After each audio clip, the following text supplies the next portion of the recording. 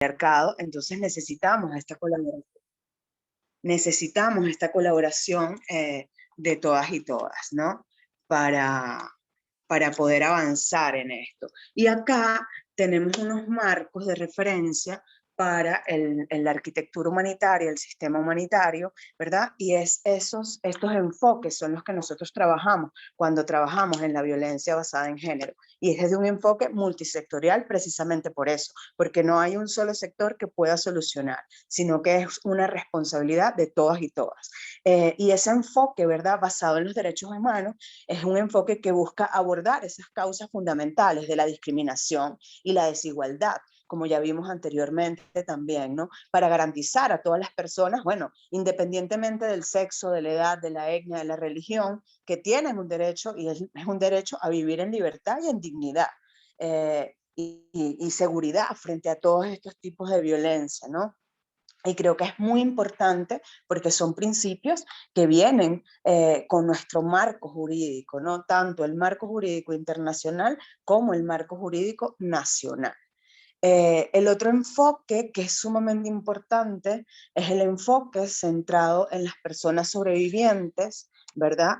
Que es un enfoque que busca crear un apoyo para que se respeten, se garanticen esos derechos y que la persona esté en el centro de esas decisiones, ¿no? Donde privilegiamos la seguridad de esas personas, que garanticemos esa seguridad, ¿no? Y por supuesto, con un trato de dignidad, de respeto, que garantice la seguridad de esas personas, que garantice la confidencialidad de las personas y la no discriminación. Creo que eso es fundamental que lo tengamos como en cuenta, ¿no? Y el otro enfoque, por supuesto, es un enfoque basado en las necesidades de la comunidad. ¿Qué es lo que necesitan las poblaciones que nosotros, cuáles son sus necesidades, ¿verdad? Donde nosotros vamos a abordar. Esas personas tienen que participar activamente. No podemos llegar nosotros con un proyecto, con un plan, con un programa, sin haber consultado y garantizado la participación de lo que están en ese momento necesitando en esas comunidades, ¿no? Entonces creo que eso es fundamental. Y por supuesto, seguimos con el tema de ese enfoque se tiene que garantizar sin ningún tipo de discriminación, ¿no? Lo tenemos que garantizar, qué es lo que necesitan las personas en las comunidades. Súper importante, pero súper importante que involucremos una consulta directa con las mujeres, con las niñas y con otros grupos, ¿verdad? En situación de riesgo, de vulnerabilidad en todas las etapas de los proyectos que estamos llevando a cabo, ¿no? Desde el diagnóstico de las necesidades, la fase de la implementación, la fase de la rendición de cuentas, en todas absolutamente las etapas de los proyectos, ¿no? Y lo otro muy importante es todo el tema basado en el género, la edad y la diversidad, que también lo vimos con las colegas de Tinta y también lo tocó Elizabeth, y esto está enmarcado, por supuesto, en el Plan Nacional de Prevención de Embarazos Tempranos y Adolescentes, ¿no? Que lo vimos en la primera sesión. También garantiza todo este tema de la edad y la diversidad, perdón. La siguiente, Bárbara, por favor. Y bueno, aquí seguimos como puntualizando eso, ¿no? La importancia de que todos y todos los actores humanitarios deben conocer los riesgos que puede tener una activación de un proyecto y tienen que tener la transversalidad de la violencia basada en género como uno de sus acciones, ¿no? Y eso es de manera colectiva. Todos tenemos la responsabilidad de prevenir y mitigar los riesgos de violencia basada en género en cada una de nuestras intervenciones, ¿no? Es sumamente importante. Hay diferentes riesgos, los que están en educación, los que están en nutrición, los que están en WASH, pero todos y cada uno debemos estar mitigándolos, ¿no? Bárbara, la siguiente, por favor. Y acá también un poco de dónde viene este mandato, ¿no? De que todos los actores humanitarios tienen que prevenir, mitigar la violencia basada en género. Bueno, viene un mandato de resoluciones del Consejo de Seguridad de las Naciones Unidas, por supuesto, los principios humanitarios, la humanidad, la neutralidad, la independencia, las normas y directrices humanitarias, que todas estas normas las compartimos en el enlace donde tienen todos los materiales. Ahí compartimos todas estas normas, ¿no? Muchas de las normas, y por supuesto la legislación internacional y nacional. Y acá sí me quiero detener un momentito, porque nuestra legislación, la Ley Orgánica por el Derecho de las Mujeres a una vida libre de violencia, ¿verdad? En su artículo 5 establece una obligación para el Estado venezolano y dice, bueno, el Estado venezolano tiene que adoptar todas las medidas administrativas, legislativas, judiciales y de cualquier otra índole que sean necesarias y apropiadas para garantizar el cumplimiento de la ley y garantizar los derechos humanos a las mujeres que son víctimas de violencia.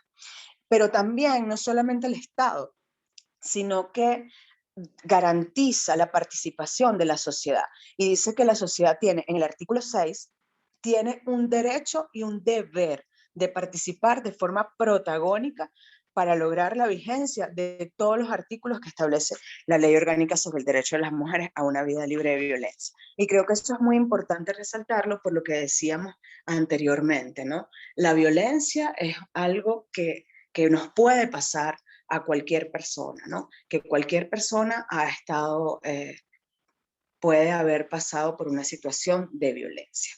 Y lo otro que es sumamente importante y que tiene muchísima vinculación con este trabajo que se viene desarrollando desde el clúster de educación es el tema de la prevención.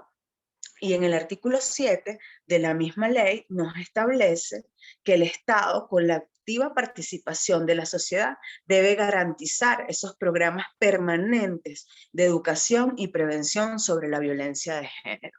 Creo que tenemos un marco jurídico que garantiza eso, tenemos unas instituciones que tienen la competencia para trabajar y garantizar todo el tema de la prevención y la erradicación de la violencia de género, pero es un trabajo que debemos abordar todas y todos. La siguiente, Bárbara, por favor. Bueno, acá quisimos traer, ¿verdad?, una definición de la violencia, como lo establecen las directrices de la IAS, y bueno, venimos otra vez con ya lo compartieron las colegas de Tinta Violeta, pero sí nos gustaría como resaltarlo, ¿no? Cualquier persona puede vivir una situación de violencia, hombres y mujeres. Hombres y mujeres podemos estar en una situación de violencia.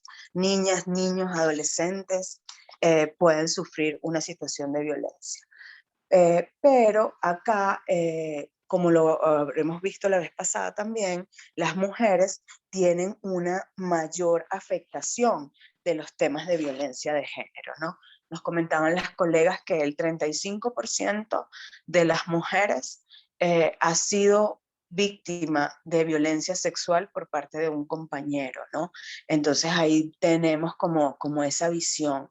Y ONU Mujeres también nos dice que de cada 10 mujeres, 9, 8 en algún momento de su vida han sufrido un episodio de violencia, ¿no? Y aquí, ¿cómo vemos la violencia? Bueno, actos que tienen como resultado un daño, un sufrimiento, sea físico, sexual, psicológico, así como amenazas de hacer estos actos, ¿no? Y pueden cometerse tanto en público como en privado. Si vamos a nuestra legislación es más amplia, ¿no? Porque también le pone todo el tema de patrimonial. Entonces aquí tenemos un marco de referencia para nosotros poder ver, identificar qué pudiera ser un acto de violencia basada en género, ¿no? La siguiente, Bárbara, por favor. María Isabel, si me permites ahí, totalmente de acuerdo, y también como vimos con las colegas de Tinta, es importante mencionar que cuando hablamos tanto de género como violencia basada en género, no estamos diciendo, los hombres son malos y las mujeres buenas. Simplemente lo que vimos, todo esto de la construcción social, de lo que da género, que entra los roles, responsabilidades, los lugares que ocupan hombres y mujeres, pone generalmente a los hombres en una situación de privilegio sobre los derechos de las mujeres. Y bueno, el uso negativo de este poder, de este privilegio, es lo que da tanto la discriminación, desigualdad y la violencia basada en género. Gracias, continúo. Perdón por interrumpir. No, no, no, gracias, Bárbara, gracias. No, total, totalmente. Esto no es la guerra de los sexos, mujeres contra hombres, para nada. Acá, si recordamos un poco lo que veíamos con las colegas de Tinta Violeta, el patriarcado, lo que le dan las mujeres, se lo quita a los hombres y al revés, ¿no? Todo el tema de los roles que vimos con ella, las mujeres podemos tener ciertas actitudes que los hombres no tienen, ¿no? Las mujeres podemos expresar nuestros sentimientos, por poner algo, y no pasa nada, pero un hombre si expresa sus sentimientos es visto de otra manera. Entonces tenemos desde pequeños diciéndole a los niños que no llores, que no llores, que no llores, reprimiendo todas esas emociones, y después queremos tener parejas que expresen sus emociones, que puedan tener una relación en la empatía, ¿no? Eso no está pasando, y eso, como decía Bárbara y las colegas, es una construcción social. No es que las mujeres tenemos la culpa de todo, porque siempre sale la barajita de que, bueno, las mujeres son las que crían a los hijos e hijas. No, todas y todas estamos socializados en la cultura patriarcal y machista, y todas venimos reproduciendo esto, ¿no? En general, a menos que hayamos tenido un papá o una mamá feministas, vamos viendo como otras cosas, ¿no? Las generalizaciones nunca son buenas, pero creo que la mayoría hemos pasado por procesos de esto. Y creo que esta imagen eh, apunta a eso que comentaba Bárbara, ¿no? Este iceberg, lo que vemos es la puntita, y eso es lo que pasa con la violencia, ¿no? Vemos la violencia, la puntita que está ahí, pero no vamos viendo ese cúmulo de micromachismos, de discriminaciones, de que vamos teniendo, atravesando todas y todos, ¿no? La violencia le cuesta a hombres y a mujeres. Creo que es muy importante tener esto en cuenta, porque todas y todas tenemos que trabajar para esto. Aquí las que no tenemos hijos o hijas, tenemos sobrinos, sobrinas, tenemos familias que queremos que tengan otras experiencias más igualitarias, más equitativas, ¿no? La siguiente, Bárbara, por favor. Bárbara, si tienes otro comentario sobre esto, adelante. No, lo abarcaste perfectamente. Muchas veces normalizamos muchas cosas que no nos damos cuenta de nuestro lenguaje y bueno, el ejercicio de reconocer todos esos estereotipos y prejuicios que tenemos es importante, porque todos y todas los tenemos. Incluso a lo mejor las que hemos tenido oportunidad de estar más familiarizadas con todos estos temas, a veces pues no se da cuenta de unas cosas que piensas, ¿no? Me pasa. Pienso eso y digo, ay, qué feo. Entonces lo reconozco como un prejuicio, como un estereotipo, y lo intento poner a un lado. El chiste no es, porque al final, como dijo María Isabel, vivimos en una sociedad que nos dice que todo esto es normal, que es como deberían de ser las cosas. Entonces, el autocuestionarnos, autoevaluarnos es un ejercicio diario. Gracias. Y sí, y definitivamente atravesar estos temas duele, ¿no? Porque duele reconocerte que has pasado una situación de violencia, que has sido víctima de violencia, que eres una sobreviviente de la violencia, o duele verte como una persona que ha ejercido la violencia, ¿no? Y yo estoy totalmente de acuerdo con Bárbara, o sea, yo digo siempre que soy aspirante a feminista. Tengo un sobrino de 10 años, Emiliano, y con Emiliano se me sale cada 2 minutos el patriarcado, ¿no? Entonces hay que estar cuestionándose a cada rato, ¿no? ¿Qué es lo que estamos haciendo? ¿Qué es lo que queremos hacer? Y esto lo quisimos traer, ¿verdad? Porque esto es como el tema de los datos. Es un tema bien sensible para Venezuela, bueno, no solamente para Venezuela, creo que para la región, ¿no? Y más en estos indicadores. Pero esto es algo que ha impactado mucho, porque todo el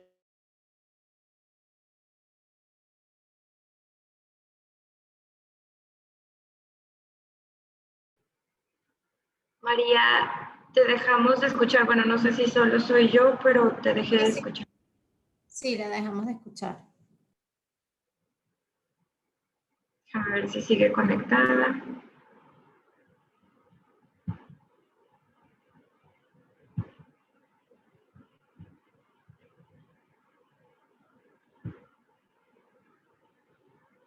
Ah, es que tiene su micrófono apagado, ¿no? Ya regresó. La tenemos de vuelta.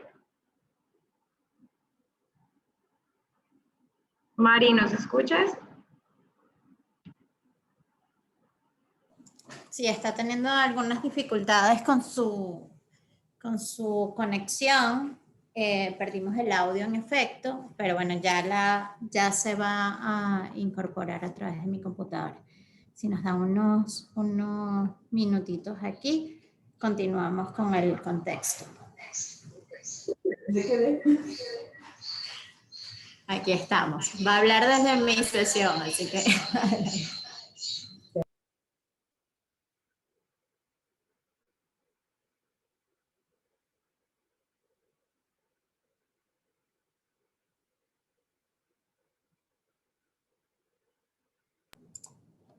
Ay, disculpen. Se escucha un poquito de eco. ¿Ahora mejoró? Sí, ya, perfecto. Sí, me tuve que venir para acá con Nauri. Bueno, disculpen el tema del internet, pero bueno, nada, seguimos acá, ¿verdad? Estábamos hablando de cómo esta cuarentena ha impactado el tema de la violencia de género, ¿no? Y sobre todo violencia contra mujeres, niñas y adolescentes. CEPAS es una organización que trabaja por los derechos de las mujeres y trabaja el tema de violencia de género, por supuesto, y tienen un monitoreo de femicidios. Y ellos están registrando, ¿verdad? Y desde el inicio de la cuarentena, para el inicio de la cuarentena del 14 de abril, hasta el 13 de junio se reportó un femicidio cada 50 horas en Venezuela. Estos son recoge de informaciones de fuentes periódicos, ¿no? Todo este tema, el seguimiento de los medios de comunicación, el seguimiento de las redes sociales, viene este reporte.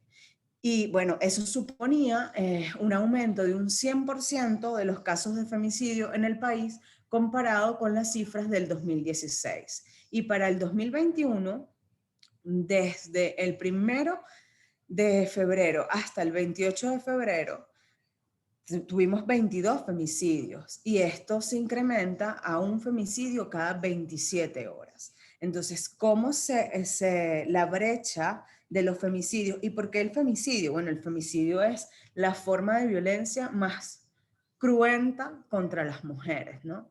Quitarle la vida a una mujer por el hecho de ser mujer. ¿Y quiénes son estos femicidas? Generalmente la pareja, la expareja de estas personas. Se supone que tú formas una pareja porque, bueno, un proyecto de vida con esa persona, ¿no? Y la persona que te tiene que amar, que tiene que estar contigo, que tiene que apoyarte, que tienen que construir algo juntos, esa es la persona que acaba con tu vida.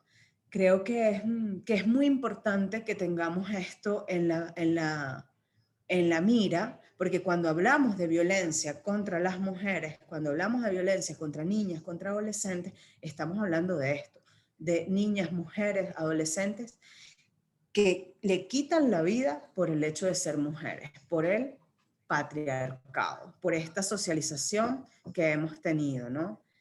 Bárbara, no sé si quieres comentar algo sobre esto. Sí, pues nada más agregar que a veces, bueno, creo que todos y todas hemos escuchado, pero ¿por qué se habla de violencia contra la mujer? Hablemos de violencia, no feminismo, sino igualdad, pero aquí este tipo de cifras nos lo ponen como en la cara, la necesidad de ver que como todos y todas sufrimos violencia, hay ciertos grupos que van a estar expuestos a diferentes tipos de violencia, en este caso mujeres, niñas y adolescentes son mucho más vulnerables de manera abrumadora este tipo de violencia, ¿no? Entonces también tomar en cuenta de eso, que pues por ejemplo también por eso tenemos una ley para la protección de niños, niñas y adolescentes, porque entendemos que son un grupo con necesidades diferentes y que está también expuesto a diferentes vulnerabilidades. Es lo mismo con las mujeres y por eso la necesidad de tener leyes específicas que aborden los riesgos y necesidades que sufren mujeres y niñas, sin decir que sean más o menos importantes, sino reconocer cómo las mismas dinámicas sociales exponen a ciertos grupos a riesgos diferenciados. Eso. Súper, gracias, Bárbara. Yo creo que podemos ir a la siguiente, Bárbara, por favor. Y bueno, acá, ¿verdad? Un poco para poner el contexto nacional, que ya lo hemos venido tocando, la ley orgánica sobre el derecho de las mujeres a una vida libre de violencia nos dice, ¿verdad?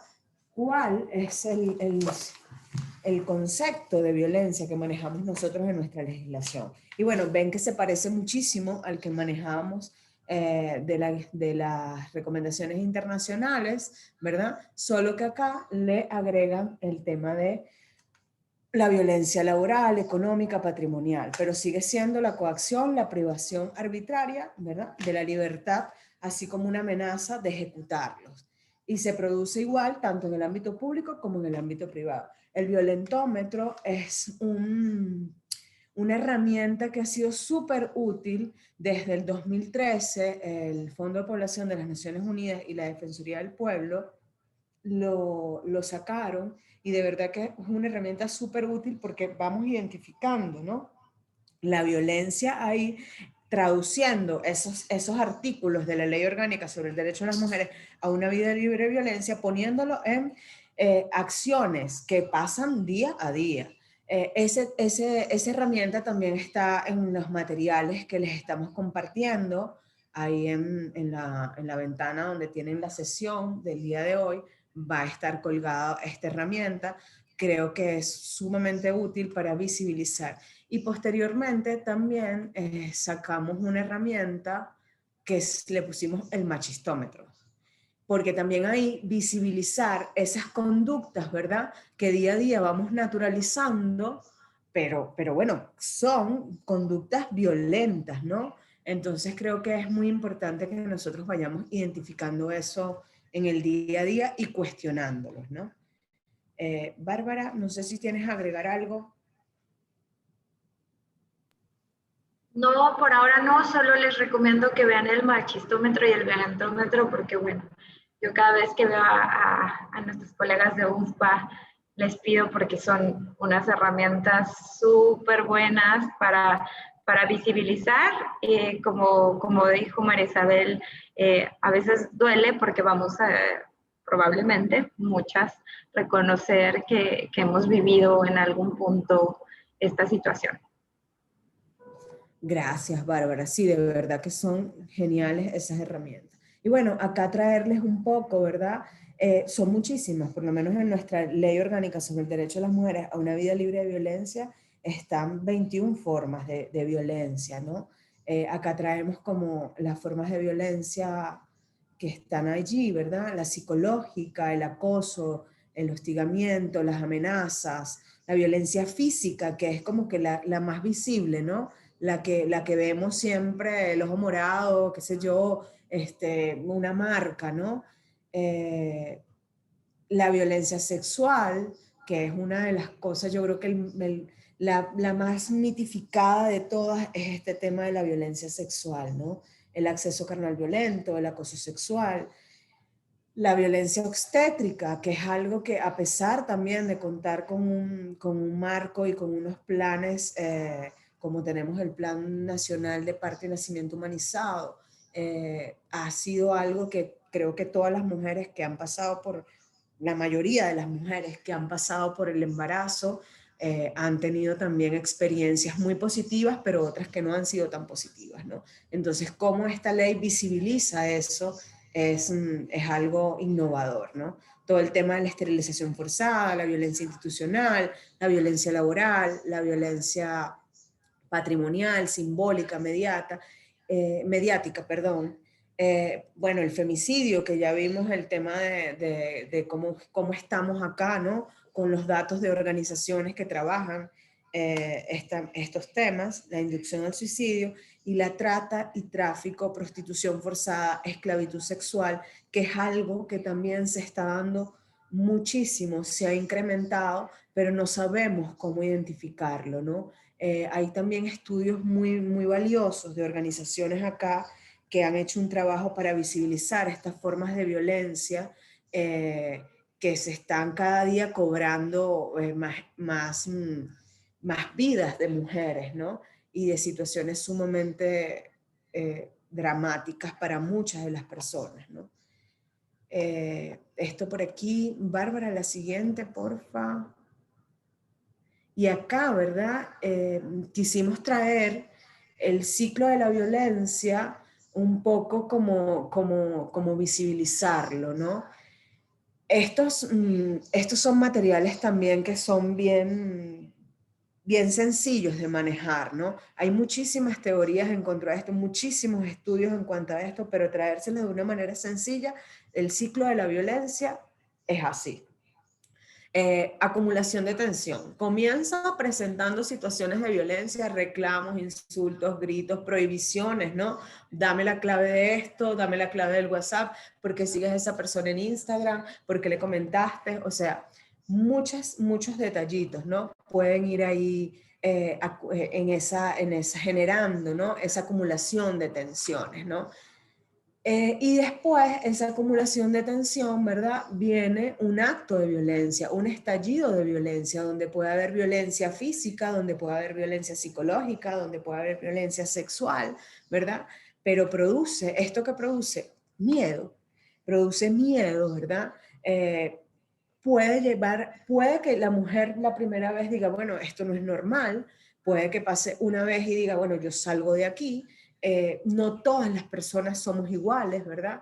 Y no todas las personas tenemos las mismas experiencias. Acuérdense de esa mochilita que tenemos encima, ¿no? De nuestras experiencias, nuestras vivencias, y podemos reaccionar de maneras diferentes, ¿no? Una persona, bueno, tal vez busque ayuda, tal vez se lo comente una amiga, la amiga tal vez le diga, eso es normal, porque tenemos naturalizado ese tema de la violencia y los celos están súper naturalizados en nuestra cultura, ¿no? Entonces creo que eso comienza por ahí. Nadie comienza una relación de violencia con una cachetada, porque tú conoces a una persona y te da una cachetada, o sea, no la ves más nunca. Comienzan con cosas sutiles que no puedes ir detectando, ¿no? Y después puede, ¿verdad? Que venga otra vez una reconciliación, una luna de miel, ¿verdad? Puede que la persona se arrepienta, te pida disculpas, no va a volver a suceder y todo eso. Y bueno, y las mujeres socializadas en el tema del amor, el amor romántico que tenemos que tener, una pareja para estar completas, la media naranja y todos esos mitos, ¿verdad? Que vamos creciendo, que nos van imponiendo a través de las canciones. Bueno, yo crecí con Rocío Dúrcal, Juan Gabriel, escuchando a mis tías, pero ahorita también hay otros temas que se escuchan, los chamos están escuchando reggaetón, bueno, de todo tipo, y van una carga ahí de mensajes que, bueno, cómo tiene que ser una relación, ¿no?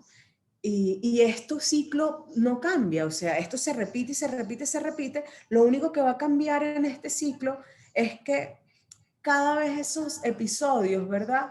Van a ser más grandes, más graves y van a ser más cerca, ¿no? Si discutías, qué sé yo, una vez al mes, después vas a discutir una vez cada 2 semanas y así va la cosa generándose esa tensión hasta que llega un momento de que la persona que es la que está en esa relación de poder desigual se anula prácticamente y pierde su amor propio, pierde su autoestima y es muy grave, ¿no? Y hay personas que jamás en la vida le han puesto una mano encima, ¿ok? Por eso les digo, es sumamente diferente en todas las relaciones, pero creo que la violencia psicológica tiene un impacto muy grande en lo que puede generar para una persona, ¿no? Y es importantísimo saber que esto es sumamente complejo y que no es salir y bueno, ya me fui y ya está listo, ¿no? Porque ¿qué tendemos a ver nosotros desde afuera? Bueno, hay muchísimos prejuicios en cuanto a este tema de la violencia, ¿no? Las mujeres aguantan porque quieren, las mujeres son una sinvergüenza, las mujeres algunas van y denuncian y después están ellas mismas diciéndole que suelten a los hombres. O sea, esto ha pasado y esto habremos podido tener alguna experiencia cercana o nosotras mismas, ¿no? Bueno, pero es que lo perdonó, lo votó y lo recogió. O sea, hay que tener esta visión de que esto ha sido un proceso que viene dependiendo también de cada persona. Hay personas que a la primera de cambio dicen, mira, ¿sabes qué? Yo no me aguanto esto, yo me voy de aquí y terminamos y perfecto. Esa persona tiene unas herramientas, pero hay otras personas que no, que pueden pasar 50 años en una relación así, ¿no? Entonces creo que es muy importante que nosotros, y bueno, lo vamos a ver más adelante con Bárbara cuando nos dé esos tips, no juzguemos, sino que seamos como un oído atento a dónde podemos, con escuchar solamente podemos estar ayudando ya a la persona, ¿no? Bárbara, no sé si tienes algún comentario, estoy segura que sí, sobre el ciclo de la violencia. Pues lo que acabas de decir, ¿no? El empezar por no juzgar, la violencia que vemos, como vimos la física, las que dejan morados y todo, bueno, ahí simplemente decimos, bueno, pues si es una mujer maltratada, una persona que está sufriendo violencia, pero no vemos todo lo que hay detrás. O incluso si no hay un morado o algo visible, no estamos viendo todo lo detrás y tenemos así como, ay, pero qué tonta, ¿por qué no lo deja? Como si fuera algo muy sencillo, lo dejas y ya. No vemos las cadenas invisibles, todo lo que está viviendo la persona, que probablemente tiene la autoestima por los suelos, y nos falta ponernos en sus zapatos por esta falta de entendimiento de cómo es el ciclo de violencia. Entonces, siempre recordar esto y desde un principio no juzgar. Sí, total, creo que eso es lo más importante, ¿no? Y quizás a veces juzgamos porque queremos ayudar, queremos apoyar, ¿no? A la persona, pero creo que cada persona tiene como un ciclo, ¿no? Y si no somos especialistas en los temas, lo único que podemos hacer es informarnos para buscar ayuda, para ver dónde podemos ir, si es nuestra hermana, si es nuestra prima, o sea, nosotros también queremos apoyar, ¿no? Muchas veces. Creo que tener esa conciencia de que esto es un problema que nos puede pasar a cualquiera de nosotras. Gracias, Bárbara. La siguiente, porfa. Y bueno, y aquí también un poco este tema, bueno, la violencia constituye una violación a los derechos humanos, ¿no? A los derechos humanos incluidos en la Convención para la Eliminación de la Discriminación, de todas las formas de discriminación de la mujer, perdón, que la conocemos por sus siglas en inglés como la CEDAW, y para la Convención de Erradicación de la Violencia contra la Mujer, que la conocemos como la Convención Belén do Pará, ¿no? Y por supuesto también nuestra legislación nos habla de todos estos derechos que vulnera la violencia de género, ¿no? El derecho a la vida, el derecho a la seguridad de la persona, el derecho a no ser sometida a torturas, a tratos crueles o degradantes, y el derecho al estándar más alto de salud física y mental, y aquí incluimos todo el tema de la salud sexual y la salud reproductiva, ¿no?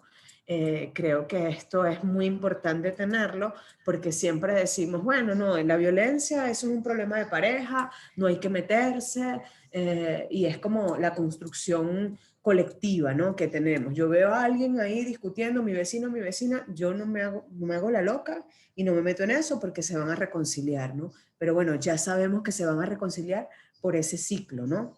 De la violencia. Bárbara, la siguiente, por favor.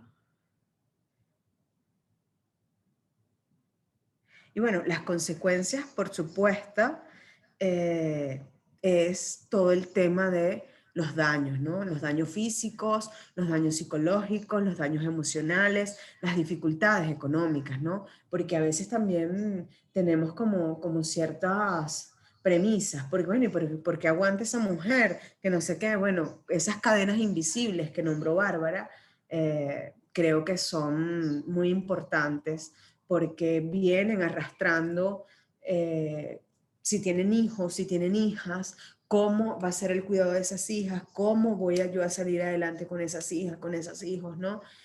Todo el tema del rechazo y del estigma social también forma parte de estas consecuencias, ¿no? Fracasé, y más en una sociedad donde la pareja y el amor ese romántico es como lo máximo, ¿no? Tú puedes ser profesional, puedes tener, no sé, 4 doctorados si tú quieres, puedes tener tu vida como tú quieres, pero si no tienes una pareja, o sea, ay, pobrecita, te ven así como que no. Estar con la soltería no es como una opción, ¿no? Entonces ahí viene todo el tema del rechazo y el estigma, y si le metemos el tema de la maternidad, muchísimo más, ¿no? Y bueno, y esto, por supuesto, lo que comentábamos antes, lleva al tema del femicidio y al tema del suicidio, ¿no? Y yo coincido totalmente con Bárbara con el tema de los daños psicológicos y emocionales, porque estar en una relación de violencia, donde tu autoestima cada día va palo abajo, como decimos acá, no es fácil, ¿no? Bueno, te meten un golpe, qué sé yo, el morado te dura, no sé, 3 semanas, una cosa así, te rompen un hueso y bueno, ese hueso con la atención médica se va a recuperar, ¿no? En 3 meses. Pero el daño emocional es algo que hay que trabajar muchísimo, y trabajarlo también es muy fuerte trabajarlo porque duele muchísimo. Entonces creo que acá nosotros tenemos que tener esa flexibilidad para no juzgar a las personas que están atravesando por una situación de violencia, que lo sepamos o que lo intuyamos nosotros también, ¿no? Y bueno, acá creo que es importante esto que veníamos comentando, ¿no? No todas y todas tenemos que ser psicólogas, psicólogos, trabajadores sociales, abogados, abogadas y especialistas en violencia de género, pero sí podemos informarnos de quiénes son los especialistas y a dónde podemos nosotros referir a una amiga o un amigo, ¿no? Y lo otro aquí, que bueno, más adelante lo van a trabajar con Bárbara, es la responsabilidad que tenemos, ¿verdad? Para hacer esto, ¿no? Hay algunas personas que tenemos una obligación de hacer esto, de conocer los servicios disponibles, incluyendo los servicios de salud, ¿verdad? Y cuál es nuestra obligación, cuál es nuestro papel en esto, ¿no? No es que nosotros vamos a salir de aquí como locos, bueno, ya voy a ir a buscar quién es víctima de violencia y quién no, y voy a ir a preguntar, mira, ¿a ti te han pegado? ¿A ti te han hecho esto? O sea, con un cuestionario a llenarlo. No, esa no es la idea, ¿no? Este trabajo lo tienen que hacer personas que sean especialistas, que tengan las herramientas para abordar y darle ese enfoque integral, ese enfoque multisectorial, ¿no? A las personas que estén atravesando por situaciones de violencia de género. Bárbara, la siguiente. Ok. Y bueno, acá sí las voy a dejar ahora con Bárbara, que Bárbara va a continuar con esto, y bueno, estoy segura que va a traernos muchísimas reflexiones que nos quedará la cabeza ahí dándole vueltas. Dale, Bárbara. Gracias, Mari. Igual, si se me escapa algo o otra cosa que se te pueda ocurrir a ti, ya sabes, aquí somos un equipo. Vamos a hablar un poco de unos principios rectores que tenemos que dar en lo que conocemos como enfoque centrado en la persona sobreviviente. Este enfoque es importante siempre tenerlo en cuenta independientemente de cuál sea mi rol. Si yo tengo un rol más de logística, como vimos, esta responsabilidad es de todos y todas, independientemente del área donde esté, si estoy en WASH, nutrición, en educación, como son ustedes que nos acompañan el día de hoy, pero que teniendo en cuenta estos principios podemos realmente dar una respuesta diferenciada y un trato humanizado centrado en la persona sobreviviente. Entonces, el primer principio, principio que es la confidencialidad. Y esto es bajo la idea de reconocer el derecho que tienen las personas sobrevivientes de decidir a quién le relatan lo que les sucedió. Sabemos que es algo muy íntimo, muy complejo, y el que puedan decidir a quién le cuenten es importante respetarlo. Entonces, si alguien se acerca a mí en diferentes escenarios que puede ocurrir una revelación, me lo está contando a mí, Bárbara, no a todo UNICEF. Entonces, esa información es inmediatamente confidencial en el momento que tengo. Entonces, tomar medidas para guardar esta confidencial, para asegurarla desde el espacio donde estemos, el tipo de atención que vamos a dar, que sea en un espacio seguro, asegurarnos que no haya otras personas que puedan estar escuchando, y no divulgar nunca esta información sin el consentimiento explícito de las personas. Entonces, el hecho de que me lo haya contado y que yo esté en el área de protección no quiere decir, bueno, inmediatamente voy a hablar con mis colegas y con alguna institución que yo sepa sin el consentimiento de la persona. También algo que tenemos que tomar como prioridad número 1 es garantizar la seguridad física de la persona. Y eso tiene que ver también con el espacio, no correr riesgo de que, por ejemplo, el agresor la esté siguiendo, o que al momento de dejar nuestras oficinas esté expuesta a mayores riesgos de seguridad. Entonces, tratar de garantizar a medida de lo posible la seguridad física, la integridad física de la persona es otro de los principios rectores. El respeto, que a veces suena como muy lógico decir, bueno, pues sí, tenemos que respetar a las personas, pero muchas veces tendemos a pensar que nosotros sabemos qué es lo mejor para las personas sobrevivientes sin reconocer cuáles son sus deseos, sus derechos. Ahí viene también muy vinculado a la confidencialidad, obtener siempre su consentimiento informado para divulgar la información, para hacer alguna remisión a algún otro servicio y respetar esas decisiones que tienen. Si deciden no acudir o acceder a un servicio que les podamos decir, bueno, aquí está este servicio, no sé, de atención psicosocial, y las personas deciden por las razones que quieran y tengan no acceder a ese tipo de servicios, debemos de respetar esas decisiones, esos deseos. También la no discriminación, que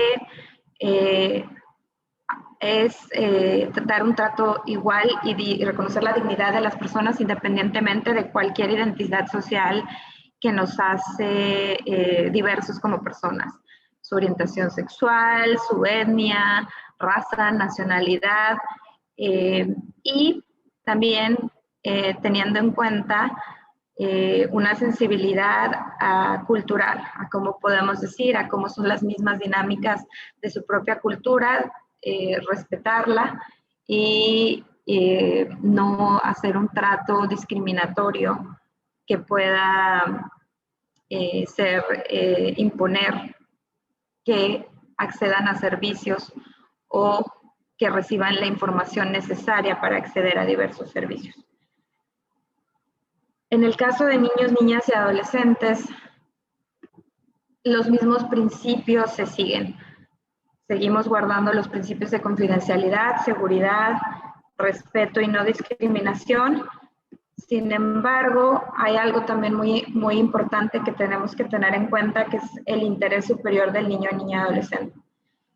Eso va a significar que debemos de tomar en cuenta este estado de desarrollo diferenciado que tienen niños, niñas y adolescentes, que también los hace tener diferentes necesidades, diferentes vulnerabilidades. Entonces, teniendo en cuenta todos estos principios, más el interés superior del niño adolescente, es clave para poder dar una respuesta, o en este caso, unos servicios de mitigación a personas sobrevivientes de violencia basada en género. Pero, ¿qué quiere decir este interés superior del niño, niña, adolescente que hablamos comúnmente, que tratamos siempre de que esté presente en nuestro trabajo? ¿Cómo se come? ¿Cómo nos comemos? ¿Cómo aplicamos el interés superior del niño, niña, adolescente? Y está en las leyes, está en la Ley Orgánica de Protección a Niños, Niñas y Adolescentes en Venezuela, que, bueno, es también parte de instrumentos internacionales como la Convención de Derechos del Niño. En el artículo 8 nos explica un poco, habla sobre el interés superior niño, niña, adolescente y nos da ciertas pautas para que nosotros podamos determinar en una situación específica cuál es el interés superior. Empezando por la opinión, tomar en cuenta la opinión de niños, niñas y adolescentes, que solemos ignorar desafortunadamente como adultos. Creemos que por ser adultos, por tener, no sé, más experiencia y madurez, sabemos lo que es mejor y no consultamos su opinión, sus deseos, sus intereses, que también es parte de los principios que vimos, ¿no? Del enfoque centrado en sobrevivientes. Entonces, tener en cuenta la opinión del niño o niña, y ahí empezamos a hacer un balance, un equilibrio entre los derechos y garantías de niños, niñas, adolescentes y sus deberes, un equilibrio entre las exigencias del bien común y los derechos del niño, niña, adolescente, un equilibrio también entre los derechos de las personas, los derechos de terceros frente a los de niños, niñas, adolescentes, y también súper importante tomar en cuenta la condición específica de cada niño, de cada niña y cada adolescente. El nivel de madurez, la situación en la que están viviendo, va a ser importante que tomemos en cuenta para realmente asegurar que nuestras acciones y decisiones estén en línea a su interés superior. Muy importante también el parágrafo segundo, donde nos dice que cuando exista un conflicto entre todos estos derechos e intereses de niños, niñas y adolescentes frente a otros derechos igualmente legítimos, los de niños y niñas van a prevalecer. Entonces, todos estos partes que estamos viendo desde la A a la E son interrelacionadas e interdependientes. O sea, tenemos que tomar cada uno de estas partes para determinar el interés superior del niño, niña, adolescente. Son igual de importantes, no están en orden de jerárquico, digamos. Entonces, el poder tomar en cuenta todo esto en una situación específica nos puede ayudar, guiar a determinar cuál es el interés superior del niño, niña, adolescente. En el caso, por ejemplo, de confidencialidad, que vamos a ver más adelante, es importante que siempre actuemos buscando el interés superior del niño, niña, adolescente, porque a diferencia de personas adultas, no siempre el consentimiento informado va a ser la mejor opción para asegurar su protección, pero eso vamos a ver un poquito más adelante. Importante. Entonces, bueno, vamos a ver todos estos principios, cómo los aplicamos, cómo lo hacemos en el caso de que alguien se acerque a nosotros, nos haga una revelación de una situación por la que está pasando, de violencia basada en género. Importante proteger siempre la identidad de la persona. Eso quiere decir que no le voy a tomar fotos, no voy a estar escribiendo información personal, sobre todo información de su identidad, nombres, direcciones, cédulas de identidad, ni de su experiencia. Recordando que nuestra labor no es hacer entrevistas, no es dar seguimiento a un caso en específico, sino dar un apoyo en un principio a la persona, darle un trato humanizado y brindarle información sobre los servicios disponibles, que vamos a ver también. Pero de un principio, si mi rol no es acompañar la respuesta, no tenemos por qué empezar a recopilar información y mucho menos información de identidad de la persona. María Isabel, si quieres en algún punto agregar cualquier cosa que se me escape, adelante. Adelante, continúa, Bárbara. Vale. Entonces, bueno, ahora sí, nos vamos a traspolar al escenario de que alguien se acerque a nosotros y nos pida apoyo o simplemente nos comente sobre su experiencia de una situación que esté viviendo de violencia basada en género que haya vivido.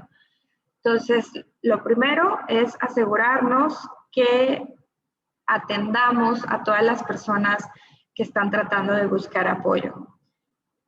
Recuerden que desde el trabajo humanitario, bueno, pues somos diversas organizaciones entrando con diferentes comunidades y las personas no saben cuál es nuestro rol en la organización. No saben si yo soy la especialista de violencia de género, trabajo en protección, no saben si yo soy alguien que hace más trabajo de logística, o ellos nos ven a veces como la persona de la organización y ya. La persona, la señora de UNFPA, la señora de UNICEF y ya. Entonces, el que podamos responder y no decirle, ay, no, perdón, qué pena con usted, pero yo no hago ese trabajo. Entonces, cuando vengan las colegas de protección o cuando vengan las colegas de UNFPA, ellas les van a poder ayudar. Entonces, asegurarnos que sí podemos dar bajo nuestra capacidad un apoyo y una ayuda a las personas.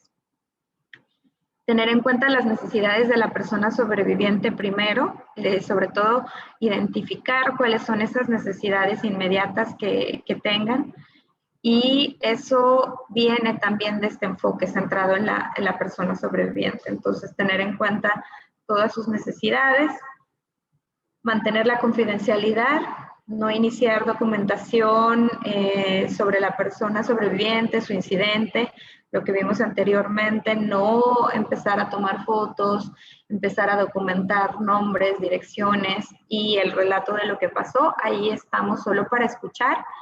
En esa escucha activa, identificar cuáles son sus necesidades para después poder hacer una remisión o poder darle información sobre los servicios disponibles en el área. Permitir que la persona sobreviviente exprese sus emociones de la manera que sea. Y eso es parte también de lo que conocemos como los primeros auxilios psicológicos. El escuchar activamente a las personas, eso ya es una primera ayuda. Entonces, permitir que exprese sus emociones como sea, si es llorando, si es atender, por ejemplo, si está llorando, bueno, poder darle, no sé, un pañuelo para que aquí se limpie las lágrimas, pero que no se vea como que nos está incomodando, que estamos bloqueando algún tipo de expresión ante esta situación tan compleja y difícil de compartir. Escuchar a la persona sobreviviente, como les dije, una escucha activa, preguntarle cómo le podemos ayudar. En esta parte de preguntarle cómo le podemos ayudar es también importante que seamos bien realistas con los servicios que sí podemos gestionar y no. Entonces, desde un principio presentarnos, decirles cuál es nuestro rol y que claro, vamos a apoyarles a medida de lo que sea posible. Las personas nos van a compartir tanta o poca información que desean. No debemos de indagar más sobre el tipo de violencia o quién es, por ejemplo, la persona agresora en esa situación. No estamos haciendo una entrevista, como mencioné antes. Entonces, hacer hincapié que estamos ahí para escucharle a la persona que puede compartir lo que desee compartirnos. No nos tiene que compartir ninguna información con la que ella no se sienta cómoda. Estar preparados para percatarse de la posibilidad de encontrarse en una situación que no es segura para la persona sobreviviente o para nosotros mismos. Y eso nos lleva otra vez al principio de seguridad. El poder estar alertas de la situación en la que estamos, en la que está ocurriendo la situación y poder tomar medidas para prevenir, ponernos en riesgo tanto a nosotros mismos como a la persona sobreviviente. Entonces, si por ejemplo estamos en la calle, en una comunidad muy pequeña, donde sabemos que, bueno, todo el mundo se conoce a todos, pues a lo mejor pedirle a la persona irnos a un lugar donde sea menos concurrido y no tiene que irse a una oficina, ¿no? A lo mejor es nada más moverse a una calle menos concurrida y sobre todo percatarnos de que no haya nadie escuchando que pueda alertar, digamos, al agresor o a otra persona que pueda tener una reacción violenta en contra de nosotros mismos, nosotras mismas o la persona sobreviviente. Y después es la parte de la remisión, el proporcionar información a otros servicios disponibles en el caso de que existan. Parte de dar una información es dar una información actualizada y precisa, no solo por la importancia de que podamos decir qué tipo de servicios están disponibles, sino también que esté actualizada en un contexto de pandemia, el que podamos decir, por ejemplo, los horarios, cómo funciona esta entidad o esta organización en semana flexible, en semana radical. Es importante que, aparte de tener esta información, que constantemente busquemos actualizarla para dar una información precisa. Y finalmente hacer esta vinculación. Entonces, vemos que en un principio vamos siguiendo unos pasos. Alguien se nos acerca, tratamos de atender las necesidades inmediatas de la persona, sobre todo asegurando la seguridad, tanto de ellas como de nosotros, y después escuchar, una escucha activa, entendiendo que nuestro rol no es entrevistar, no es documentar la situación, sino tratar de entender cuáles son las necesidades de las personas. Con base a eso, reconocemos los servicios que pueden tener, que pueden atender estas necesidades y le brindamos la información de estos servicios que pueden atender estas necesidades. Si la persona nos da este consentimiento de poderla vincular a algún servicio o simplemente nos dice, bueno, gracias por la información, solo necesito que me des, no sé, los datos, las direcciones y ya. Entonces ya empezamos al proceso de vinculación. Si los servicios no existen, importante que usted sea honesto con la persona sobreviviente, reconociendo su valor para compartir la experiencia con usted. Y eso también tiene que ver con el respeto y el manejo de expectativas. Entonces, si no hay un servicio disponible localmente, bueno, ser honestos con lo que sí y también reconocer lo que sí podemos gestionar y lo que no. Mantener una actitud compasiva, tener en cuenta que nuestro papel es apoyar a la sobreviviente en sus decisiones, incluso cuando no ha tomado ninguna. Entonces, siempre mantener un apoyo, un respeto por lo que nos digan que van a decidir, lo que van a hacer. No estamos ahí para dar una opinión personal, ese no es nuestro rol. Y en el caso de que nos lleguen a pedir una opinión, jamás expresar alguna opinión personal, sino alentar a las personas a que acudan a los servicios en el caso de que haya servicios disponibles, y si no hay servicios disponibles, como mencionamos, alentar a la persona a reconocer su valor y experiencia por compartir algo tan complejo. No compartir información sobre la sobreviviente o el incidente con nadie. Y eso incluye, como mencionamos, a nuestro propio equipo, a nuestro supervisor. No, esa información es confidencial y a menos de que la persona nos dé su consentimiento para hacer una referencia. Digamos, sé que en mi organización hay psicólogos, también damos servicios de atención psicosocial, entonces si quiero hacer esa referencia solo será con el consentimiento de la persona sobreviviente. Y eso me lleva a lo que es el consentimiento informado. Estamos hablando de que no vamos a compartir ningún tipo de información sin el consentimiento informado de la persona, parte del principio de confidencialidad. Entonces, cuando hablamos de consentimiento informado, estamos hablando de esta aceptación voluntaria de una persona que tiene esta capacidad de dar un consentimiento libre de cualquier tipo de coerción, tanto intimidación a la fuerza física o también puede ser coerción social o condición que vaya a limitar a sus facultades. Entonces, hay dos cosas importantes que tenemos que tomar en el consentimiento. Uno, que la persona tiene la madurez, edad y facultad mental y emocional para entender qué implica el que yo dé mi consentimiento a que se divulgue esta información, esta revelación que yo le di a esta persona. Y dos, que tiene la capacidad legal de dar este consentimiento. Sin embargo, puede decir, bueno, pero ¿qué pasa cuando la persona sobreviviente es un niño o niña adolescente? Que, dependiendo de la legislación del país, no necesariamente va a tener la capacidad legal de darse el consentimiento, sobre todo con adolescentes, o, como es la mayoría de los casos de niños y niñas más pequeños, no van a tener ni siquiera esta madurez o capacidad mental y emocional para entender a qué está consintiendo. Entonces, ahí sí nos remitimos otra vez a lo que es el interés superior del niño, niña y adolescente. Sabemos que legalmente tanto padre, madre, cuidador o cuidadora van a tener el derecho de tomar decisiones en nombre del niño o niña, y entonces ellos serían las personas designadas de dar un consentimiento informado para la divulgación de la información o, digamos, en su caso, a la remisión de un servicio específico. Sin embargo, pensando en el interés superior del niño, niña, adolescente, va a haber situaciones en las que no va a ser recomendable o no va a ser en su interés superior buscar el consentimiento informado del cuidador o cuidadora.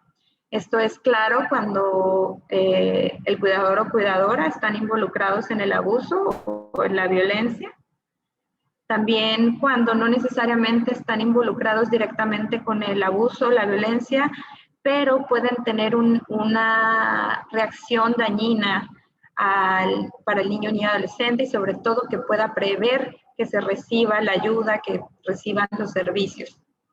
Y claro, cuando el niño o niña se encuentra separado o no acompañado, ahí lo que se recomienda es buscar una entidad que pueda asignarle al niño o niña un representante legal, en especial, bueno, los consejos de protección de niños, niños y adolescentes que pueden asignar a alguien que le represente legalmente y tome las decisiones y en este caso dar un consentimiento informado.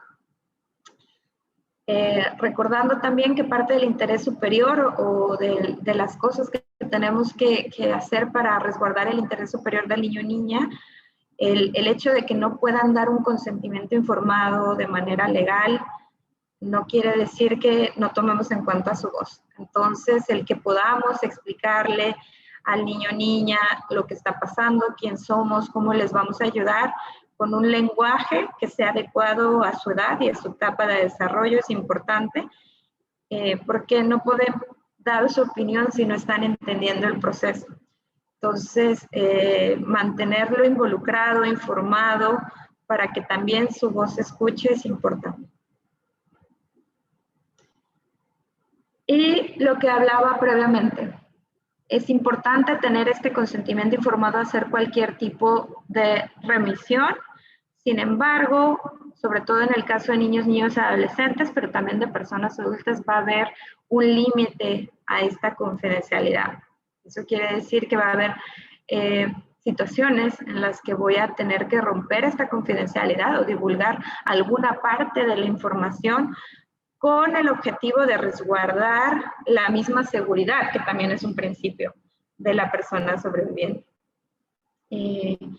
Unos límites en cuestión de seguridad puede ser cuando esté en riesgo la integridad física y mental del niño o niña, que pueda otra persona hacerle daño, cuando el mismo niño o niña pueda hacerse daño a sí mismo o a sí misma. Entonces, estos son límites a la confidencialidad que tendríamos que actuar y divulgar la información a algún servicio específico para prever que ocurra esto, o también cuando la legislación de un país haga mandatorio el reporte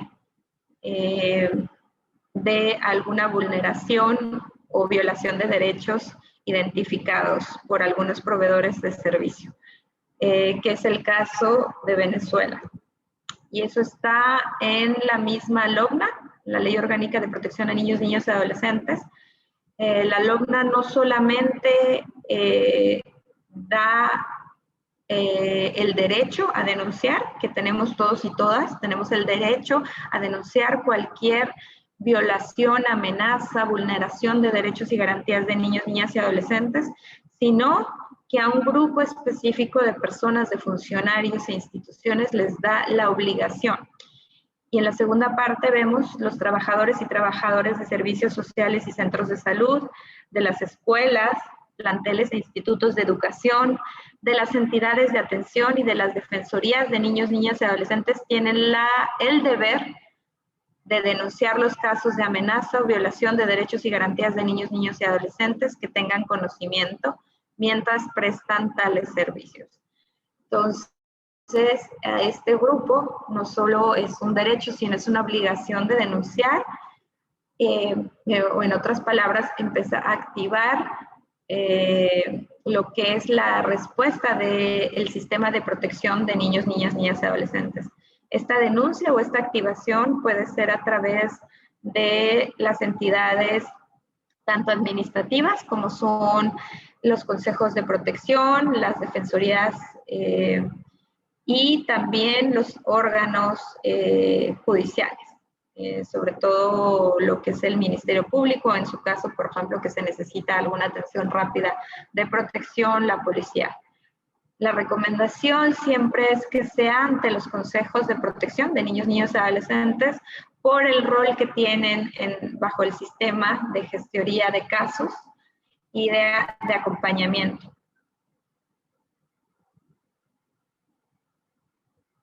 Aquí algunos consejos que siempre se da en el caso de que tengamos una revelación de parte de un niño o niña adolescente. Algunos consejos para una comunicación efectiva es, bueno, siempre mantenernos calmados y mostrar nuestro apoyo. Y verán que estos consejos, bueno, también son igual de válidos para personas adultas.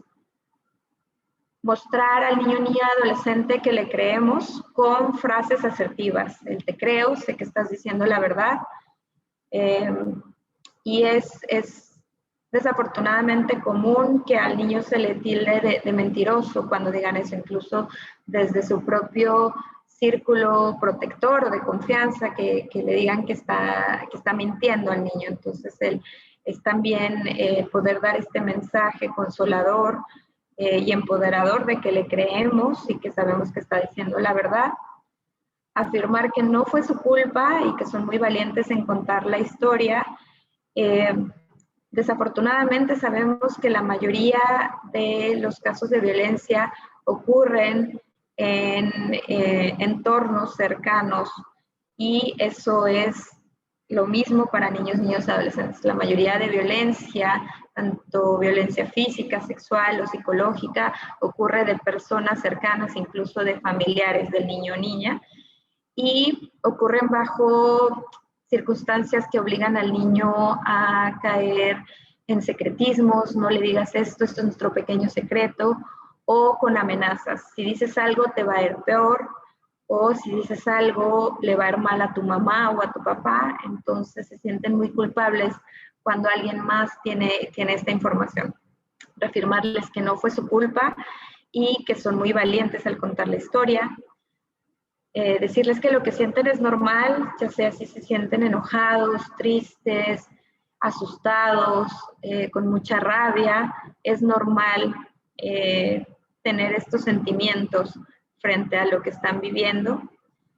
Preguntar si quieren comunicarse de otra manera, sobre todo con los más pequeños, menores de 9 años, pueden comunicarse a través de dibujos, con muñecos, historias, tanto para ellos poder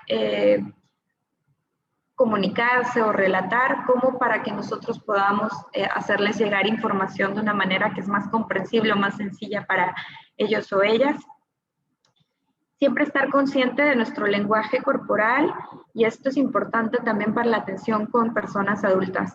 Estamos a veces muy atentos de lo que estamos diciendo, asegurarnos de que la información de nuestras palabras está tratando de transmitir información certera, pero no estamos conscientes de lo que está diciendo nuestro cuerpo.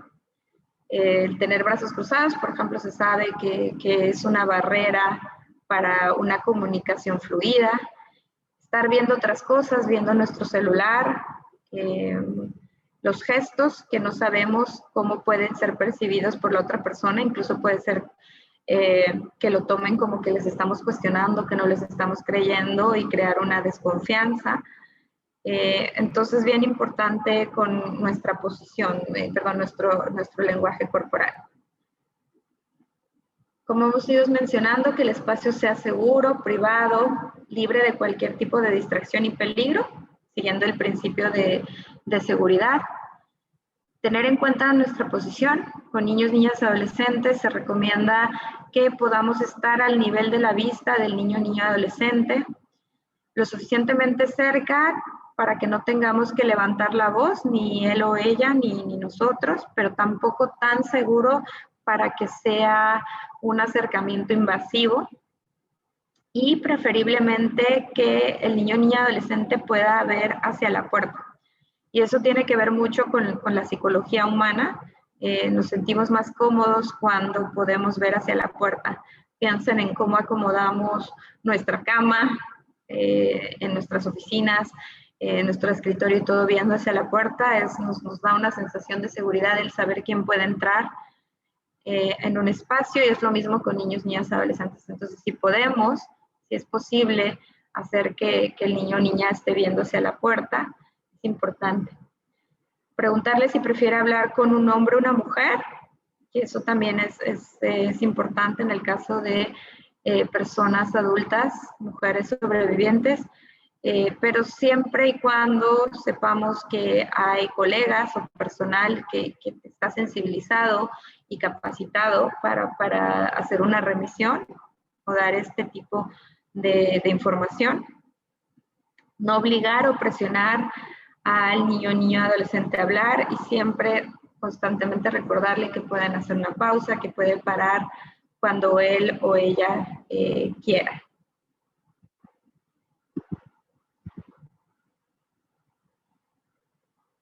Aquí los pasos, y como haciendo una recopilación de cómo damos una respuesta en el caso de una revelación.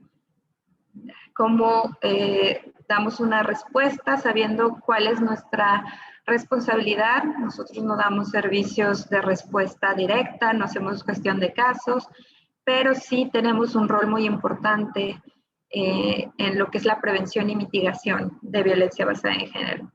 Entonces, bueno, primero la persona se nos acerca y nos comenta, nos revela sobre la situación de violencia de género que está pasando. Entonces, el primer paso, acuérdense, principio de seguridad, asegurarnos de que estén en un lugar seguro, lejos de la persona agresora u otros riesgos. Atender y abordar las necesidades básicas y urgentes, sobre todo en cuestión de salud y seguridad. Si la persona necesita una atención médica urgente, bueno, abordarla como prioridad. Y después empezar lo que son los primeros auxilios psicológicos. Escuchar sin juzgar ni hacerle sentir juzgada, sino hacerle sentir segura, acompañada. Y a eso, acuérdense de no solo es lo que digo, sino también mi lenguaje corporal pueden decir nuestras palabras unas cosas, pero nuestros gestos estar diciendo lo contrario. Entonces, no hacerle sentirle juzgada, hacerle sentir acompañada y no hacer preguntas innecesarias. Escuchar lo que la persona nos decida contar. Asegurarnos de que sea atendida en temas de salud, física,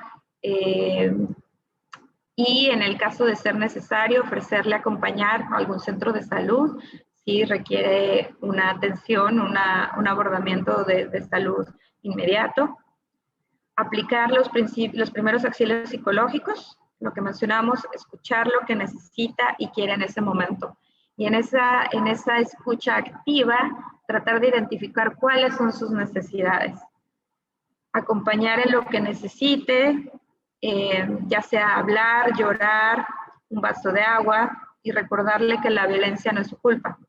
Aquí también acuérdense que las personas tienen diferentes maneras de pedir ayuda. No necesariamente se van a acercar a nosotros y decir, bueno, a mí me pasó esto, puede ser que, bueno, a la amiga de una amiga le pasó esto y está muy preocupada, bueno, entender el mensaje y brindarle información y también hacer recordar, bueno, no es la culpa de tu amiga, no es la culpa de la persona que está sufriendo la violencia, nunca es la culpa de la persona que está sufriendo violencia. Bárbara, ¿Sí? sí, y otra cosa, creo que es importante también tenerla en cuenta, que bueno, que nosotros podemos llegar a esa persona y bueno, tenemos la información, le damos la información, hacemos esa remisión de manera segura y la persona puede decidir no acudir a donde le estamos enviando, ¿no? Y eso no significa que pueda volver a nosotras otra vez o a nosotros y exponernos otra vez lo que le está pasando, ¿no? Creo que hay que respetar como los ciclos de cada persona en eso, y por eso es muy importante este tema de los primeros auxilios, ¿no? Psicológicos, porque puede venir en un momento y no está dispuesta a aceptar el apoyo, y puede volver en otro momento y quizás sí, ¿no? Entonces creo que eso también es como muy importante tenerlo en cuenta, por todo lo que hablamos del ciclo de la violencia, ¿no? Todo eso afecta a una persona, y que te digan a ti, que llegues, que estés pasando por esa situación y te digan, mira, aquí te pueden ayudar y te manejen las expectativas que tienen, cómo puede ser esa ayuda, te explican cómo puede ser esa ayuda, también eso genera miedo, ¿no? Genera miedo a iniciar algo que no sabes cómo va a pasar. Entonces creo que hay que respetar los procesos de cada quien. Eso era lo que quería como recalcarles. Totalmente, sí. Y que cada vez, ya sea la tercera vez que la misma persona se acerca a nosotros, que siga manteniéndose compasiva y respetuosa, como menciona María Isabel, no hay otra vez tú, pero sí ya te había dado toda la información.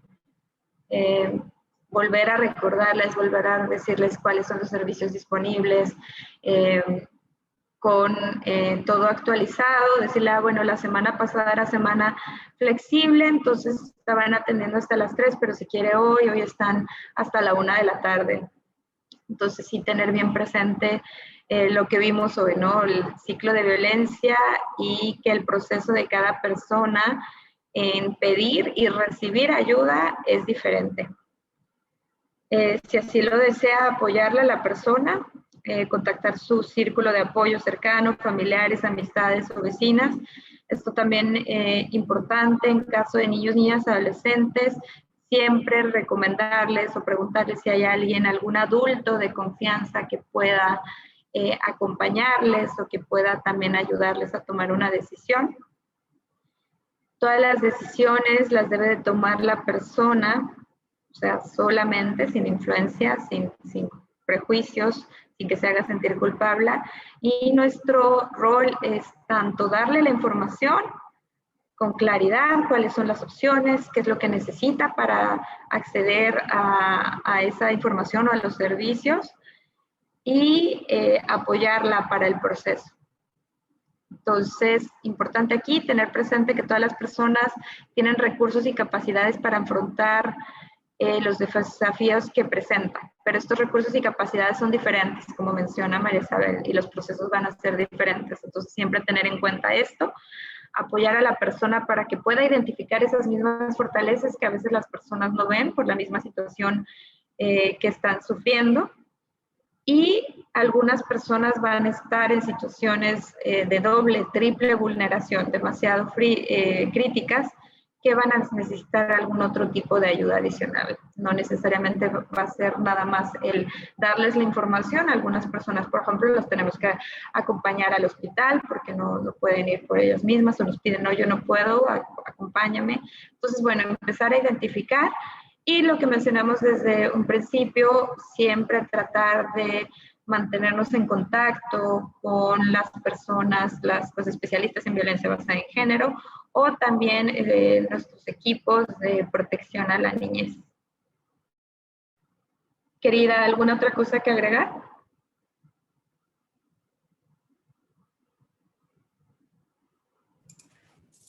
No, adelante.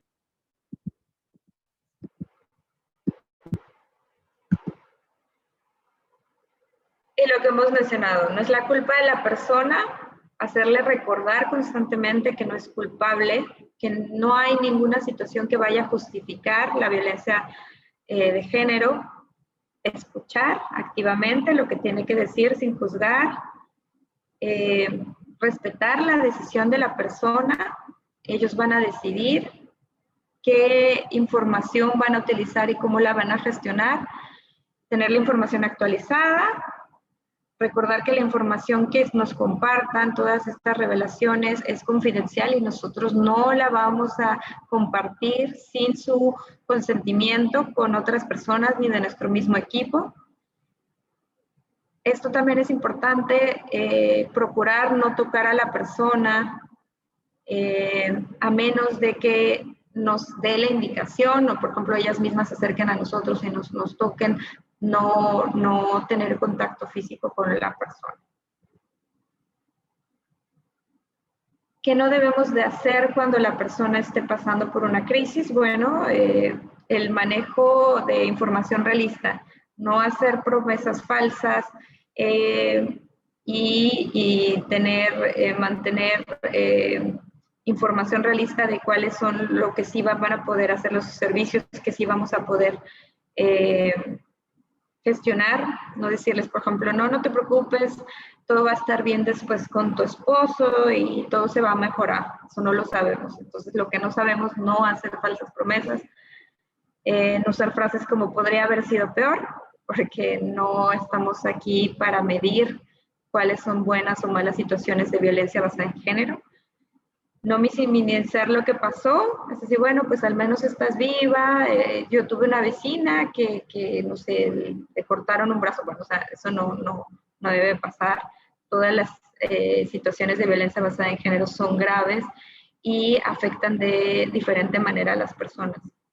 No minimizar sus necesidades, si ellos nos están exponiendo algo que les preocupa o algún deseo, no minimizarlo, decir, bueno, no, ahorita lo importante es hacer esto, porque ahí estamos imponiendo lo que nosotros pensamos, lo que nosotros priorizamos.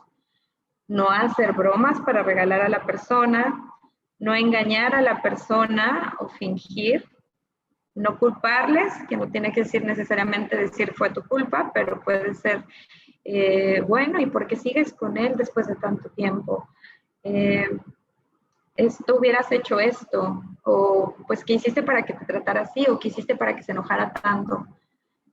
Y no sentir que debemos de resolver todos los problemas de la persona por ella. Acuérdense que ese no es nuestro rol, sino escuchar y dar información actualizada.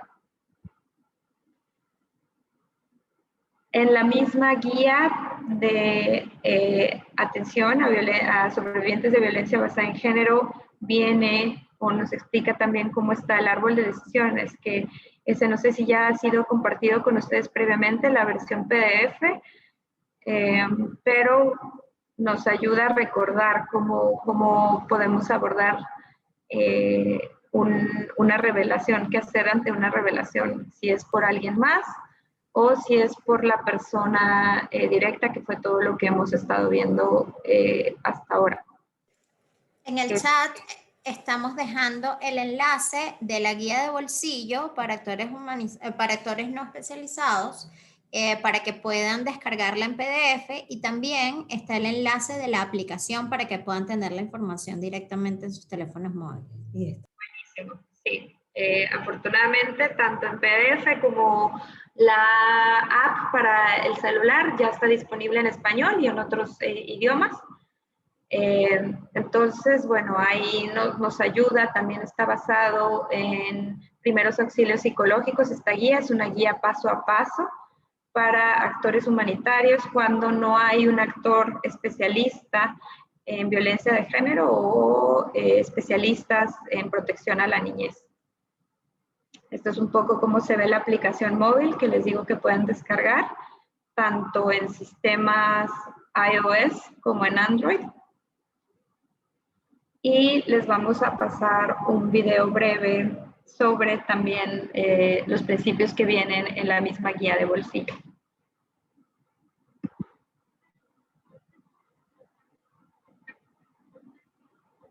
¿Se escucha? La violencia de género es una de las formas de violencia más comunes. Las mujeres, niñas y adolescentes son especialmente vulnerables a la violencia de género, pero esta también puede afectar a los niños y hombres, a las personas ancianas y a aquellas con discapacidad. Este video está destinado a trabajadoras y trabajadores humanitarios que pueden entrar en contacto con personas que les confíen incidentes de violencia de género durante situaciones de crisis humanitaria. No es fácil revelar un incidente de violencia de género, por lo tanto, apoyar a las sobrevivientes que deciden hacerlo es una cuestión delicada y sensible. Si una sobreviviente se dirige a ti para confiarte en el incidente, asegúrate de responder de inmediato a las necesidades urgentes de esa persona y de que, tanto ella como tú, estén seguros y a salvo. Escucha atentamente y trata cualquier información que recibas de esa persona como información confidencial. No pidas detalles ni registres ninguna información sobre el incidente o sobre la sobreviviente.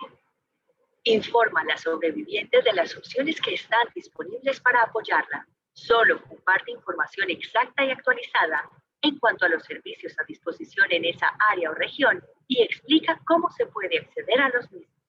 Si la persona te pide que le ayudes a ponerse en contacto con cualquier tipo de servicio, la sobreviviente tiene que comprender quién será informado y lo que ocurrirá a continuación y estar de acuerdo con ello. Una vez obtenido el consentimiento informado, sigue la ruta de atención definida por los especialistas de violencia de género en tu área geográfica. Respeta la elección de la o el sobreviviente. No des consejos, ni trates de imponerle un servicio o asistencia si no desea accederlo. Informa a la sobreviviente de que siempre podrá cambiar de opinión y obtener apoyo en el futuro. Independientemente de que la sobreviviente decida acceder o no a los servicios, no compartas ningún detalle del incidente o datos que puedan identificarla, a menos que así lo solicite la sobreviviente misma. Siempre ten presente los principios clave de seguridad, consentimiento, confidencialidad y respeto.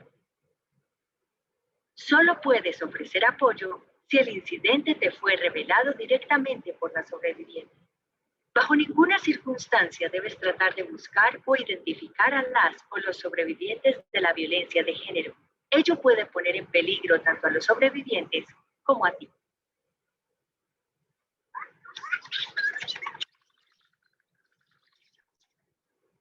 Si alguien diferente a la sobreviviente te revela un incidente, dale información sobre la asistencia disponible para que ella la comparta con la sobreviviente. Explícale la importancia de preservar la seguridad y la confidencialidad de esa información. Es esencial capacitarse e informarse sobre la mejor manera de apoyar a las y los sobrevivientes de manera segura. Los especialistas en violencia de género están allí para entrenar y orientar a los actores humanitarios. Pregunta a tu supervisor qué servicios se encuentran disponibles en tu área. Tanto tú como tu equipo deben familiarizarse con el código de conducta de tu organización y saber que la explotación y los abusos sexuales por parte de trabajadores humanitarios están estrictamente prohibidos. Cuando no sepas qué hacer en una situación determinada, acércate a un especialista en violencia de género, preservando, claro está, la confidencialidad.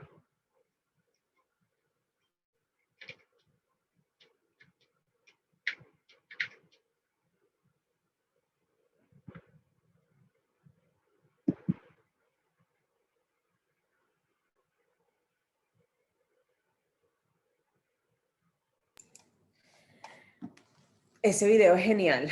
Bueno, creo que resume súper bien todo lo que hemos venido reflexionando, ¿no? En la mañana de hoy. Y bueno, y para terminar, queríamos traerle como algunas herramientas que estamos tratando de articular desde el clúster de protección y las áreas de responsabilidad de violencia basada en género y de protección de niños, niñas y adolescentes. En el chat han puesto los enlaces para que ustedes puedan ir a esas direcciones, ¿verdad? El mapeo de servicios, que es una página donde estamos intentando tener esa actualización que comentaba Bárbara con los horarios disponibles de los servicios, ¿no? En el mapa se pueden ubicar los puntitos esos rosados, son como los estados donde hay servicios disponibles. Estos servicios son tanto de las instituciones públicas con competencia en protección de niños, niñas, adolescentes, como con competencia en violencia de género, ¿no? Están las defensorías del pueblo, está el Ministerio Público, están los consejos de protección, hay algunos tribunales especializados de violencia, y bueno, y organizaciones sociales que también prestan estos servicios, no tanto servicios psicosociales como asesoría legal, y bueno, esos servicios, ¿no? También hay de salud que se está actualizando justo ahora para todo el tema de violencia sexual, ¿no? Con un piloto que se está haciendo de la mano del Ministerio del Poder Popular para la Salud, ONU-SIDA y UNFPA. UNICEF también participa con todo el tema de la distribución de los PET kits para los hospitales y las capacitaciones al personal de salud, ¿no? Pero esto se lo queríamos plantear, ahí está el link que lo pueden consultar. La siguiente, Bárbara, porfis. Y bueno, otra de las cosas también que estamos adelantando son esas rutas de remisiones para los actores humanitarios, ¿verdad? Que conozcan dónde están los servicios y entre las mismas organizaciones se pongan de acuerdo, porque una misma organización no presta todos los servicios muchas veces, ¿no? Sino que presta un servicio, la gestión de casos o apoyo psicosocial, pero bueno, hay otras organizaciones que de repente prestan los otros servicios y entre ellas se van articulando, ¿no? Estas organizaciones, bueno, hacen vida en estos espacios de coordinación como las áreas de responsabilidad, el clúster de protección, el clúster de educación y los diferentes clústeres que hay, el de nutrición, por decir algunos, ¿no? La siguiente, Bárbara, porfa. Y bueno, y tenemos ahorita un trabajo que también estamos construyendo con las organizaciones, es como generar ese lenguaje en común, ¿no? ¿Qué es lo que estamos entendiendo por estos procesos para apoyar la provisión de servicios en los casos de violencia basada en género? Entonces tenemos estos procedimientos operativos estandarizados que ha sido una construcción colectiva donde muchas de las organizaciones han tenido aportes súper valiosos y las agencias de Naciones Unidas. Y bueno, Bárbara ha sido aquí como que pilar en todo este documento porque nos ha dado contribuciones como maravillosas, ¿no? Y otras organizaciones que también están presentes hoy. La siguiente. Y bueno, acá también les dejamos algunos links para que ustedes puedan ver dónde están ubicadas como esos proyectos que están llevando en el marco de la arquitectura humanitaria, dónde están ubicados, ¿no? Por estados, por las actividades que están haciendo y están compartidos en el chat, tanto de violencia de género como de protección de niños, niñas, adolescentes. Y yo creo que ya sí con esto estamos, este es también el dashboard del monitoreo de la respuesta de niños, niñas, adolescentes. En el chat compartimos los enlaces y también los vamos a compartir en la página que tenemos con todos los materiales, ¿no? Creo que esto por acá y ahora sí los dejo otra vez con Bárbara para el cierre.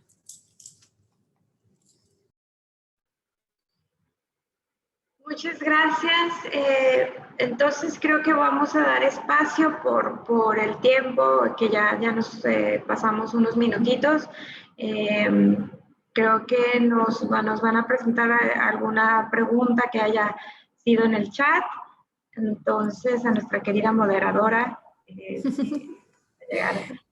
Muchísimas gracias, Bárbara, y muchísimas gracias, por supuesto, María Isabel, por esta súper presentación del día de hoy. Bueno, hay una pregunta recurrente que nos ha hecho nuestro grupo de participantes y es el rol del personal docente. Están altamente preocupados por la práctica docente dentro del aula, sobre todo aquellas prácticas que puedan ser promotoras de la defensa de derechos y no en prácticas que puedan atentar contra los derechos de los niños. Entonces, un punto importante, recomendaciones, Bárbara, tú las comentabas algunas de ellas, importantísimas sobre la función del cuerpo docente dentro del aula cuando ven materializada algún tipo de violación contra niños, niñas y adolescentes en el espacio familiar o en cualquier contexto. ¿Qué debe hacer un educador o una educadora responsable, consciente y sensible a estas herramientas que les hemos brindado el día de hoy? Es una pregunta súper recurrente y que nos encantaría poder ratificar nuevamente el día de hoy.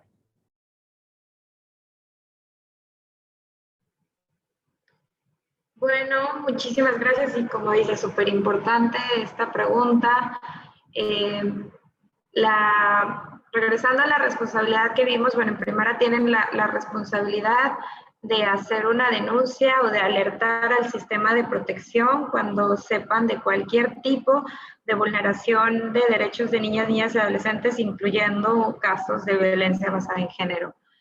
Entonces, bueno, recordarles que estas entidades o que ellos como parte del cuerpo de una institución de educación tiene esta obligación, pero pues también poder apoyarles con material también en materia de prevención, estando ellos en un espacio donde pueden empezar a hacer un análisis de cuáles son las dinámicas específicas de violencia que están allá, sin atribuirles la responsabilidad de un accionar directo. O sea, ellos no son responsables de ir a la casa de los padres que sospechen, digamos, pero pues también con los mensajes y que estén bien conscientes de cuáles son sus obligaciones.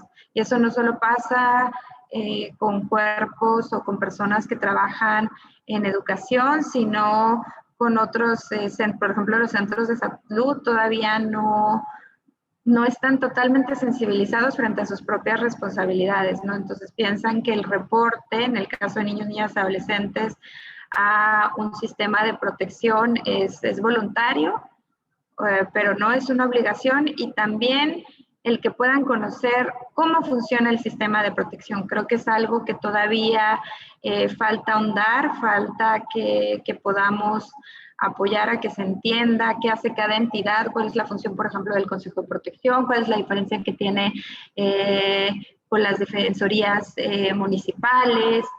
Entonces, que entiendan qué hace cada entidad del Consejo de Protección, y también en el caso específico, por ejemplo, de abuso sexual, las colegas de ABESA tienen un esquema de lo que es la ruta institucional, y también se los podemos compartir, sino yo creo que ya ha sido compartido en otros espacios, tanto de la ADR de niños, niñas y adolescentes como de violencia basada en género, pero bueno, de esta ruta institucional que existe frente a casos de abuso sexual en contra de niños, niñas y adolescentes, cuáles son las entidades, qué responsabilidades tienen, tanto de atención como de remisión a las otras entidades que son parte de la ruta.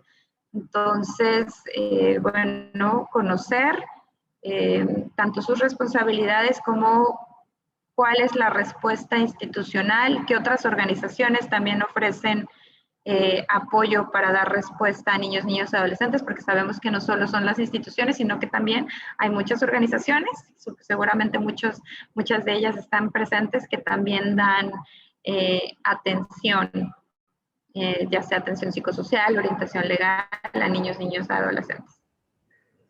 Sí, y de hecho vamos a compartir todos esos enlaces en el repositorio de materiales, que les hemos enviado el enlace por esta vía para que puedan acceder y puedan descargar toda esa información, ¿de acuerdo? Otra pregunta, Barb, tiene que ver con, o sea, es una pregunta muy frecuente que nos han hecho en varias oportunidades a lo largo de toda la sesión, tiene que ver con el acoso en el entorno laboral. Sobre todo aquellas formas de violencia como veladas, difíciles de probar, como lo pueden ser conductas o comentarios lascivos, ofensivos, machistas, distintas formas de violencia que se pueden dar en el entorno laboral, no solo a nivel educativo, sino en el entorno laboral a nivel general. Entonces, ¿qué recomendación pudiéramos dar a las personas que nos consultan? Bueno, ¿de qué manera manejar la violencia en el entorno del trabajo?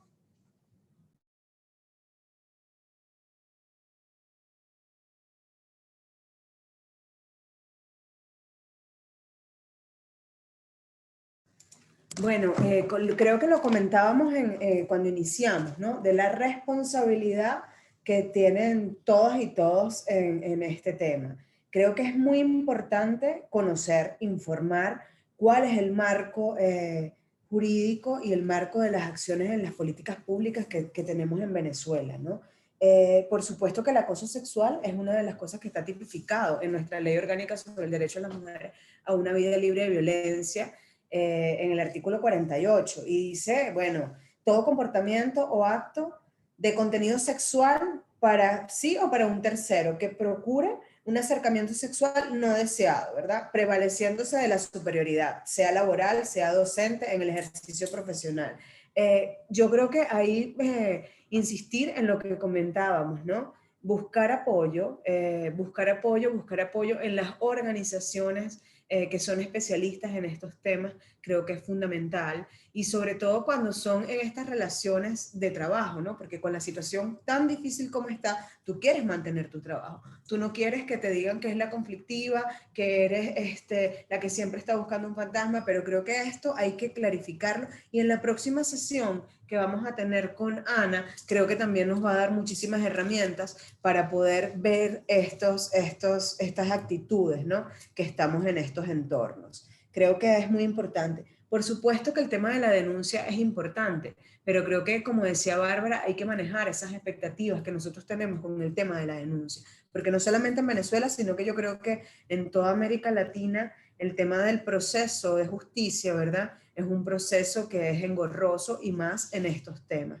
Tenemos unas responsabilidades, tenemos unas instituciones que nos garantizan el derecho a una vida libre de violencia, pero hay que insistir. Y para enfrentar un proceso judicial tienes que estar empoderada, tienes que tener un acompañamiento, es fundamental, porque si no vamos a desistir, ¿no? Creo que es muy importante ir estableciendo esas redes de apoyo, tanto familiares, tanto en los entornos laborales, tanto en los entornos comunitarios, y sensibilizarnos. Insistimos, la violencia nos puede pasar a cualquiera de nosotras y nosotros, en cualquiera de los espacios de nuestra vida. Entonces creo que es muy importante que estemos visibilizando estos temas y bueno, y con nuestra responsabilidad en la prevención y la mitigación. Bueno, muchísimas gracias a nuestras ponentes del día de hoy. Muchísimas gracias a Bárbara Cervantes de UNICEF. Muchísimas gracias a Marisabel Cedeño de UNFPA y coordinadora del ADR de Violencia Basada en Género, quienes hoy pues nos dedicaron una sesión extraordinaria. Vamos a cerrar solo recordándoles algunos aspectos importantes, y es la invitación a que por supuesto puedan ingresar a nuestras plataformas donde estamos compartiendo todos los contenidos formativos. Vamos a invitarlas también a que puedan invitarnos en la próxima, participar en la próxima sesión de capacitación, que será el día 27, sobre prevención, explotación y abuso sexual, que lo dictará nuestra compañera Analicia Montes de Oca de UNICEF. Y la invitación es a que puedan acceder al repositorio de datos. Hemos dejado el enlace en el chat para que puedan acceder a toda la información, incluida la presentación del día de hoy, las presentaciones anteriores. La invitación, por supuesto, a que llenen la asistencia y validación de contenidos y de aprendizaje para poder acceder a la certificación al final del plan formativo. Muchísimas gracias por este espacio, muchísimas gracias por su participación, y nos vemos el próximo martes. Gracias por el espacio, gracias a todas y todos los participantes, a María Isabel por esta dinámica